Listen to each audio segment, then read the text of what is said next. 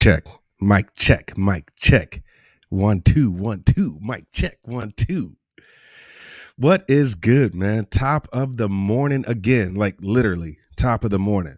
Like we on here before the sun is on here. Right? We are literally recording live at 5:30 in the freaking morning.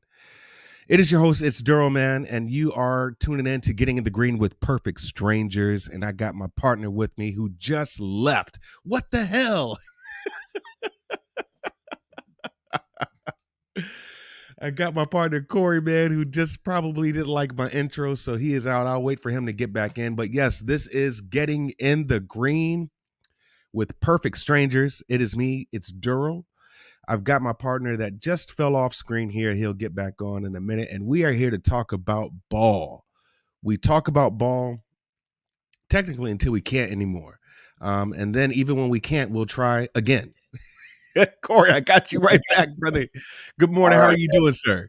I'm good. I got kicked off on my own countdown. That's crazy. Yeah, man. We are good, though, man. I got the sweet sound of rain on my roof here. Yeah. We got a rainy day in California. I know the rest of the country's happy about that. Yeah, it's this California is just very different when it rains, bro. It's very different. To handle it as well. People don't know how to drive in the rain. I am under the conclusion that people do not know how to drive in the rain. I guess that's anywhere, but specifically in California. We're going to get right into it, man. I am happy that we are back live and in action, man. This is episode 4. We had a pretty good day yesterday, man. I think we were on to some things. You did pretty good on your fantasy lineup, huh? Yeah, man, we had a good DFS day. Everything we talked about on the show, though, you play the Joker, you load up on those Dallas guys, and then you finish it off with like McGee and a couple of the Clipper subs, man. It just worked out. I didn't even make any. There wasn't really any changes throughout the day. A few injury news came out, but for the most part, once we got clarification that Ayton wasn't going, I mean, the plan was in place. So yeah, good way to start the week. We like that. Yeah, man. Had a good feeling about Miami and Cleveland. I was really cool on that. It's like I like them better as dogs. I didn't really get to the window though on a lot of games. We had a large slate yesterday, but it was one of those things too. I really wanted to sit back and look at what was going on. And honestly, I was kind of glad that I did kind of stick off some of them because it was, some things had changed. We go early in the morning. And because of that, I mean, things change constantly in the NBA. So it was pretty crazy to see how things went. Let's get into a couple topics real quick. We have a short slate. And as you know, Chicago's canceled their next couple of games, man, because of COVID, so we would have 4 games today. We got 3 today, and that's all right with me, man. But from last night, quick question for you, Corey. Is Houston and Cleveland the real deal right now? I think Cleveland is, man. They play good defense. And you look at these pieces, these were legitimate pieces, and they kind of just got forgotten. Kevin Love continues to be overlooked. You've got the guard. You've got all these big men. I mean, they stacked. They're completely reversing the trend that the NBA wants to go with here. And they're playing good defense. They score. The offense looks good. I trust Cleveland, especially at home. Houston doesn't play any defense still for me. And they're winning. They're shooting hot. They're riding this wave right now. But it's tough to always outscore your opponent. Yeah. Especially when you start playing the Golden States and these teams that can really shoot the ball with you. So I don't trust Houston. I still think they're a little too young. They don't play enough defense. And, as good as Kevin Porter and these guys are when they come back, they turn the ball over a lot. They don't play any D still. So I trust Cleveland. I think Cleveland's for real. Houston, I think they're just riding a little hot streak right now, but I don't think that lasts too long here. Yeah, I'm with you. I don't really know what they're doing, but it's working, I guess, for right now. You have to give it up to Silas, man. He's had nothing but a roller coaster of a team since he came on board. You had the whole Harden issue. The team was pretty much dismantled. and you left him holding the bag. But he's got some young players there. They've been injured. To come back, you got one player hostage in John Wall. I think something interesting happens to Houston. I'm calling this right now. I think something interesting happens to Houston during the trade. When the trade block opens, I think you're going to see some interesting things happening. Wouldn't be surprised if you see some interesting things happen. We've got Curry at the Garden tonight. Does he break the record? Absolutely. I mean, bet the house on it if you can find a line somewhere about this guy hitting 2 threes tonight. Yeah. Yeah, I said that line's gonna be juice like a mug, bro. There's no way I'm touching anything with stepping threes today. And we talked about this offline. I mean, outside of wanting to do it for your fans at home, nobody cares about the Oracle. So if you're going to ask any NBA player where they want to break a record, look at it fucking MSG. It's the most iconic stadium, in the NBA, in the world, for any athlete, for anybody. So, yeah, he's going to break it at MSG. I mean, these guys, superstars, when they go into MSG, they score 50, man. I could see Steph going off tonight. So I don't care that it's on a back-to-back. He breaks it here, and I think, they roll here too. I got no problem going Golden State here tonight. Yeah. All right. Last question for you before we get into these games here. Is Memphis better without Ja, Corey? No. Si- No, I mean, simple look, answer, no. they're playing good basketball right now. But if you told me right now we're going to sub out Tyus Jones for Ja Morant, I'm taking that all day. Nothing against Tyus Jones, but I mean, come on. I mean, Ja Morant's a beast. Maybe he needs to play a little better team basketball and not dribble so much, but no, Ja Morant makes them a better team. Okay.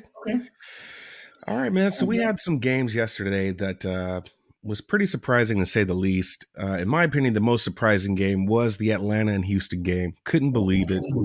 That's why I did start off with, hey, are these guys for real? I mean, it's crazy what they're doing. 44-point fourth quarter. They're making buckets. A couple of days ago, even on Friday, I had took Houston against Milwaukee Bucks, got there a little earlier, so I pushed the 9 when I could have waited for the 9.5 and won that game outright. They're making buckets, man. But they put up 44 points in Houston. That was probably the most surprising game, in my opinion, was the Houston and Atlanta game. Was actually not really surprised about the Clippers game, nor the Dallas and Charlotte game because you don't have anybody there just yet on Charlotte. So I get it. So now here we are Tuesday, man. First game that we're going to get into is the Toronto and Brooklyn game. Wrote some notes on this game. That line is at 8.5. It was at 8.5 yesterday. I got it at 215.5. That line is now 216 as far as the total. I'll tell you what, man, Toronto handled Sacramento yesterday. So this is their back-to-back, right? That was Sacramento's end of the back-to-back. This is Toronto's game. That's the end of their back-to-back today. I tell you what, I was on Toronto heavy yesterday. I don't know how to feel about it today. Just looking at some notes. Toronto, they smashed New York, so they're on a little win streak right now. They won that spread by 1.5. They killed Sacramento yesterday. Toronto has a long break here now. They don't play again until the 18th, if you want to call that a long break. In which they'll start their 4-3 or 3-4 rather. It'll be, they're 3-4. They're missing their point guard in Johnson, or shooting guard rather in Johnson. I look at this game, and what I noticed is that they're not covering spreads for the exception of the last two.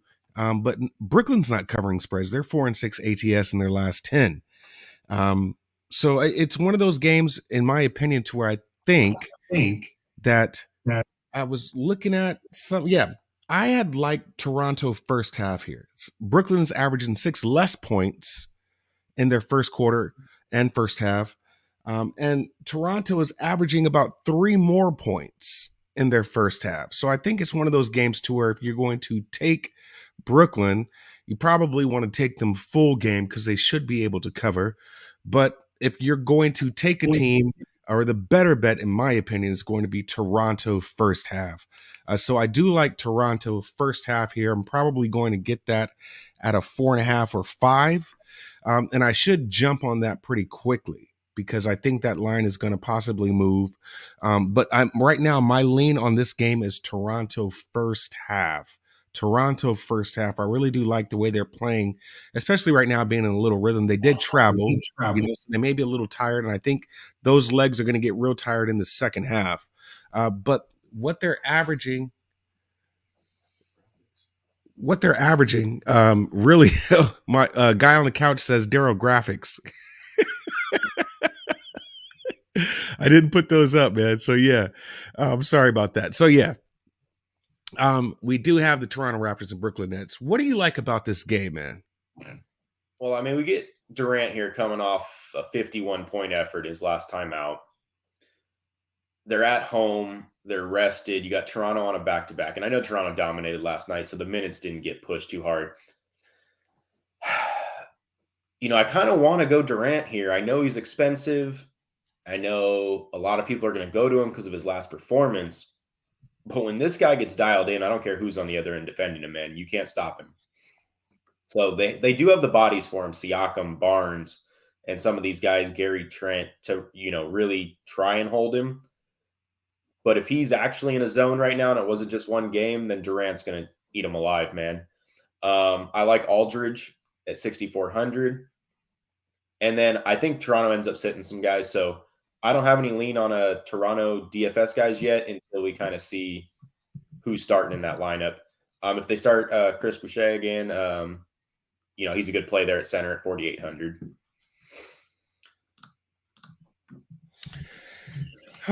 So I tell you what, I'm looking at the injury report now, right? You've got the same people out on Brooklyn's end, so it looks like you pretty much have a full strength team, if you want to call it that.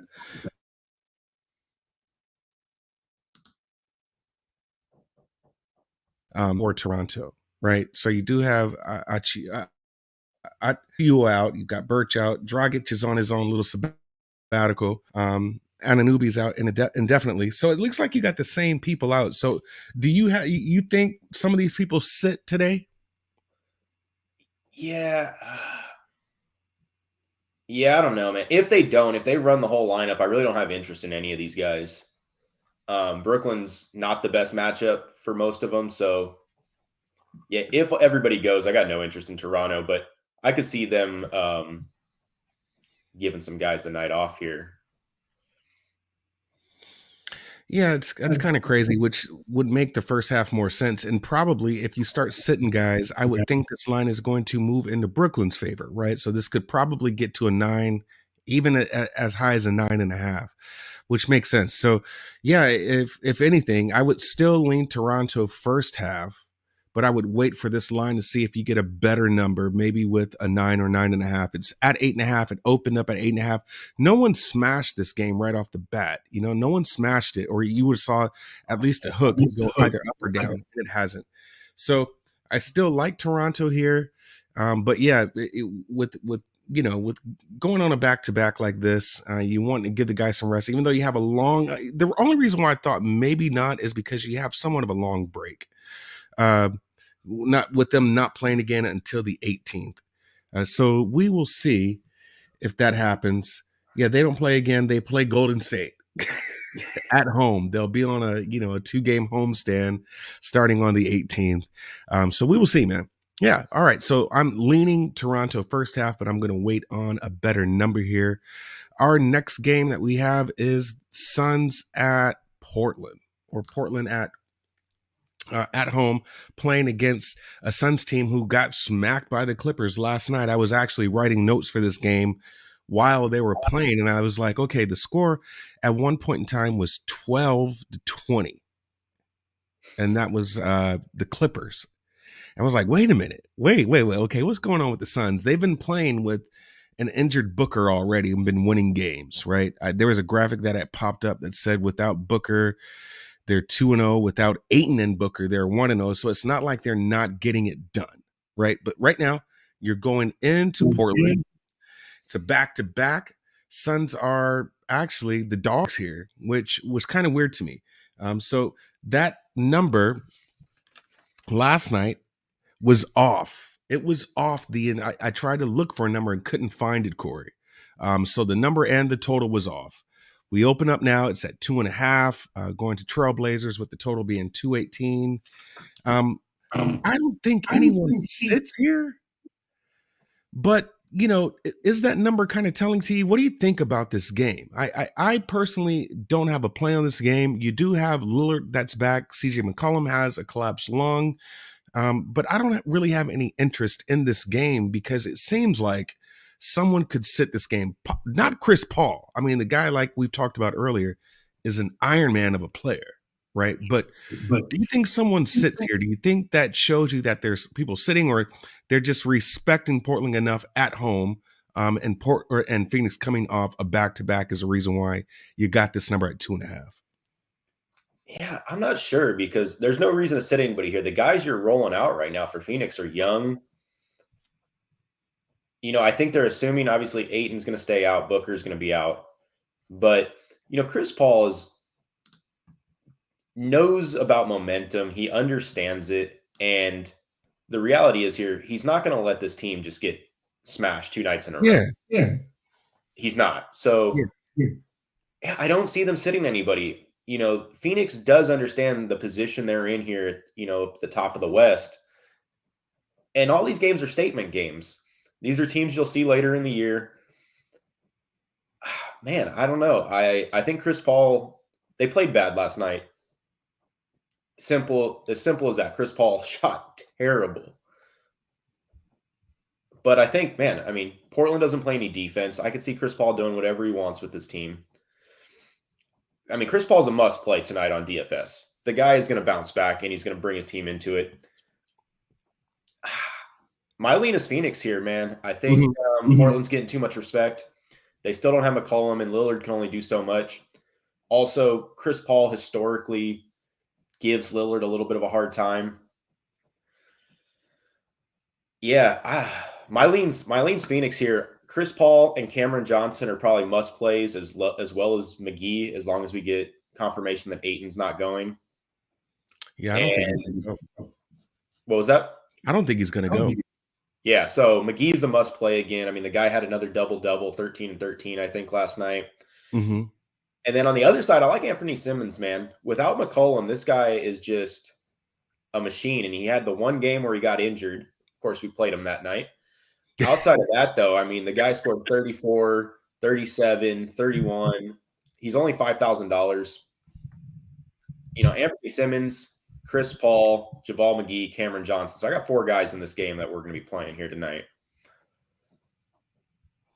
Yeah, I noticed something that they're both trending downwards as far as points in the first half and the first quarter. Like I pay attention to first half, first quarter, because like I've said before, that's usually where you start getting a lot of your game planning and execution, right? After the second half or after the first half is where you make your adjustments. But this one here, man, it was looking at them both trending downward on first half, first quarter points. It was one of those things to where once you take a step back and look at the game, maybe it does make sense, right? But still, I don't think even off a back-to-back and as an Iron Man style that Chris Paul is going to play every game if he needs to, right? He's going to play fast every night. And he's not going to worry about rest. Maybe that's, short man syndrome, Napoleon complex, but he's going to play, So it's one of those things to where I didn't understand this number, and it can't be because they just lost to the Clippers. Maybe, but honestly, this could have been a pick 'em. The books are still not respecting the home court advantage, not giving the -3, even though that itself right now, we can start talking about how that -2.5, 3, that whole home court advantage thing is kind of starting to wither away. It's not really the same as it used to be. So yeah, this one here, I don't have any play on this. If I did right now, it would still be the Phoenix Suns. They are the better team offensively and defensively. What do you think about Mikal Bridges? Do you think he's too expensive? Or he's just not going to get you any points, right? He's just your defensive guy. Yeah, he has these. he plays great games. They just don't translate to fantasy, man. I don't think he's overpriced at 5,800, but 24 fantasy points, 21, 23, 11. The guy just he's a he's not even a glue guy. He's just a great basketball player, but he's so unselfish that it doesn't translate to fantasy for you. He's always making the pass before the pass. Defensively, he's tipping the ball that then gets stolen by somebody else.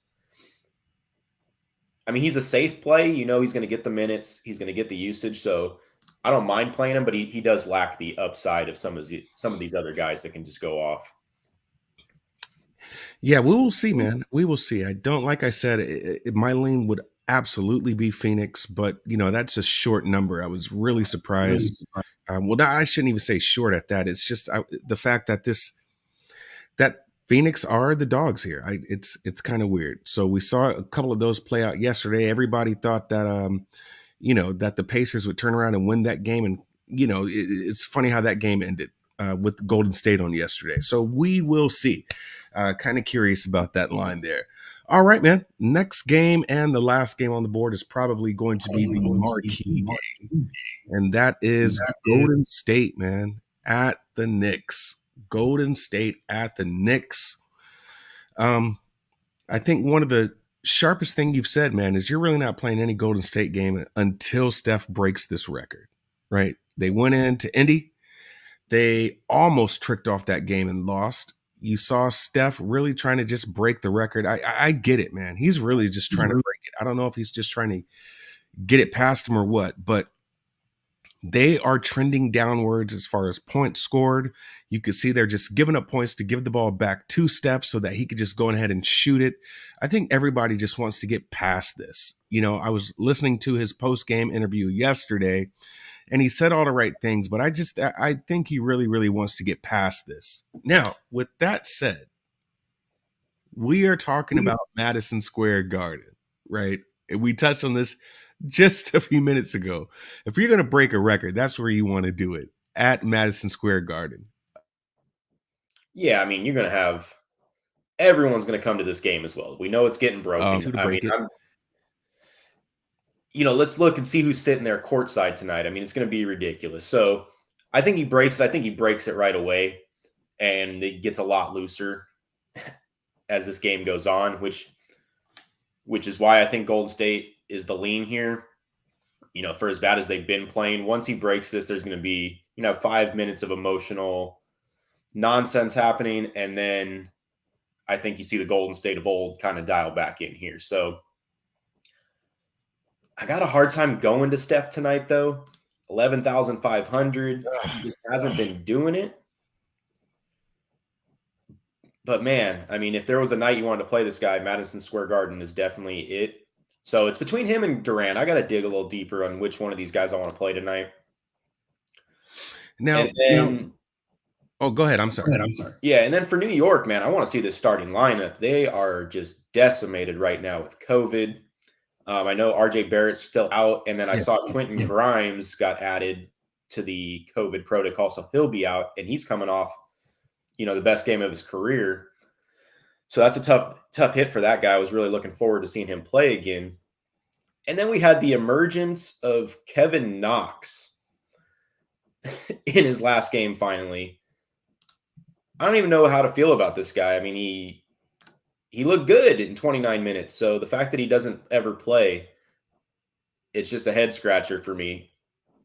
I don't know if you've got a better read on here on this New York Knicks rotation right now. Well, I'll get on my graphics guy because this line is definitely wrong. It's Golden State -3.5, New York +3.5. So, guy on couch, I'm gonna have to have him put on his binoculars when he's looking at these lines because we have at this point Golden State being the dog, and that's not the case. This line yesterday was -5.5, man, -5.5, which tells me a ton of money has come in on New York, which is weird. No one's going to sit, right? They're going to make sure all your players for Golden State, I don't care if they got off the plane at 5 a.m. this morning Eastern time. Everybody is playing in this game. Somebody is going to be the guy, which is probably Dre, who's going to be the guy who gave him the assist to break the record.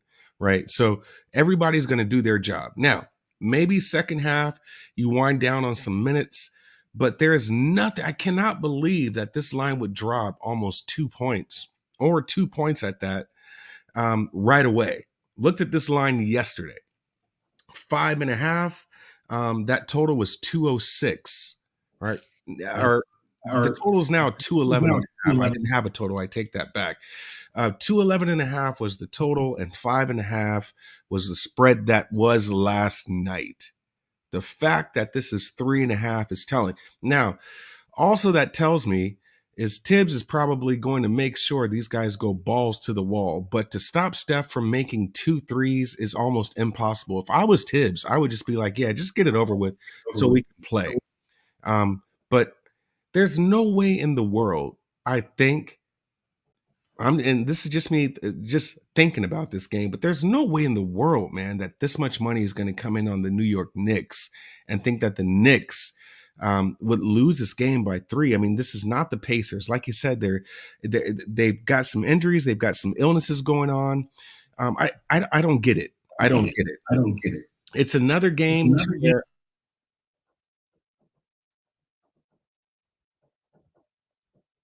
I will not game that I want to get involved in because it just seems like they obviously have gone away from their game plan. They went away from it from Philly, and Philly caught them sleeping and beat them.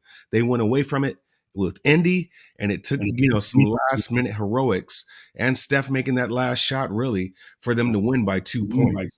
So I mean, 9 threes are different than 7 threes are different than 2 threes, and that's basically how it went down. So I this is going to be a great game to watch. But as far as playing on this game, like we said, we'll probably be back on Golden State when they play Toronto, if that.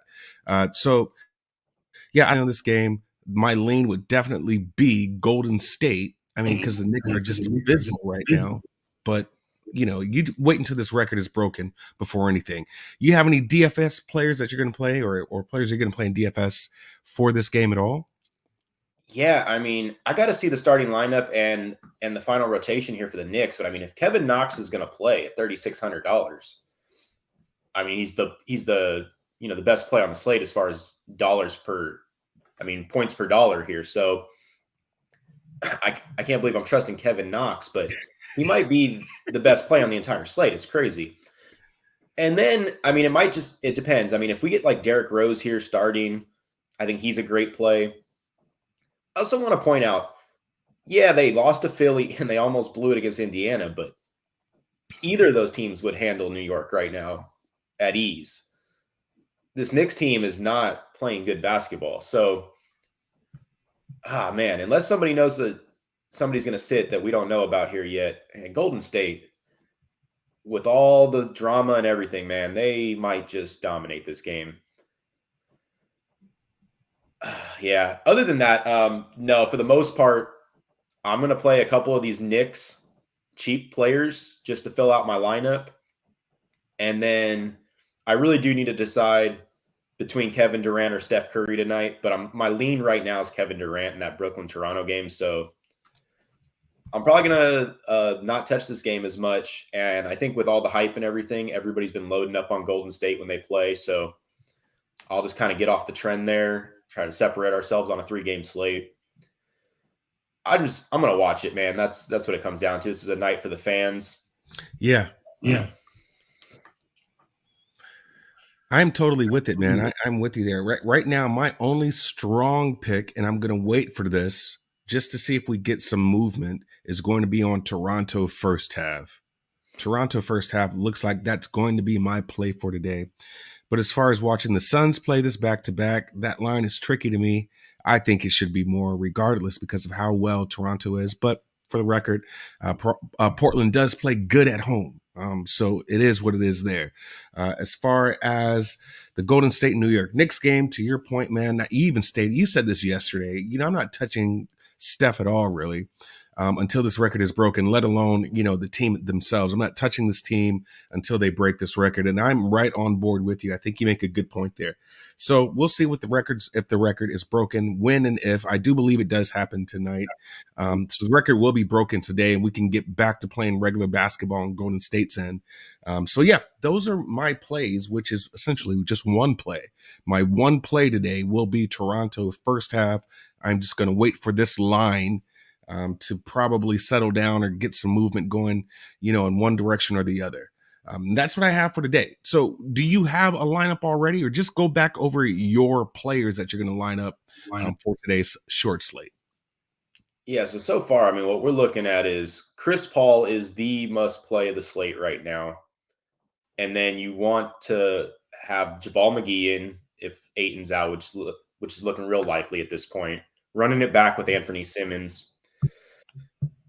And then, man, it's Durant, Aldridge in that game. And you just got to fill it in with this Golden State Knicks game last. But that's the approach I would take, is put all these guys in and then piece together the last two spots there from the Knicks Warriors game with whatever fits.